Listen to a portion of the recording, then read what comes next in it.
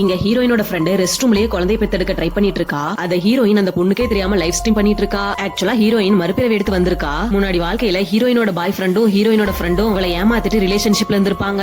அதனால அவங்களுக்கு ஒரு குழந்தை பிறக்கும். இப்ப அவங்க ரெண்டு பேரும் சேர்ந்து இது ஹீரோயினோட குழந்தை, காலேஜோட ரெஸ்ட் ரூம்ல தான் குழந்தைய பெத்துக்கிட்டான்னு சொல்றாங்க. அங்க இருக்க எல்லாருமே அது ஹீரோயினோட குழந்தை தான் சொல்லிட்டு நம்பிடுறாங்க. மட்டும் இல்லாம ஹீரோயினோட பாய் ஃப்ரெண்ட் தப்பிக்கிறதுக்காக அவளை மாடியில இருந்து கீழே தள்ளி விட்டுறான். பார்த்தா ஹீரோயின் அவளோட ஃப்ரெண்ட் குழந்தை பெத்துக்கிறதுக்கு கொஞ்ச நேரத்துக்கு முன்னாடி மறுபிறவி எடுத்து வந்துடுறா. இந்த டைம் ஹீரோயின் புத்திசாலித்தனமா யோசிச்சு ஒரு ஹிடன் கேமராவை வாங்குறா. அது அவளோட ஷர்ட்ல மாட்டிக்கிட்டு போன்ல லைவ் ஸ்ட்ரீம் ஆன் பண்ணிடுறா. அவளோட ஃப்ரெண்ட் குழந்தை பெத்துக்கிறது அந்த காலேஜ்ல இருக்க பிரின்சிபல்ல இருந்து எல்லாருமே பாத்துட்டு இருக்காங்க. லைவ் ஸ்ட்ரீம் போயிட்டு இருக்குன்னு தெரியாம அவளோட ஃப்ரெண்ட் ஹீரோயின் கிட்ட குழந்தைய கொடுத்துட்டு நான் போய் ஹெல்ப்புக்கு வெளியே ஆளை கூட்டிட்டு வரேன்னு சொல்லிட்டு ஹீரோயினை மாட்டி விடுறதுக்காக போறா.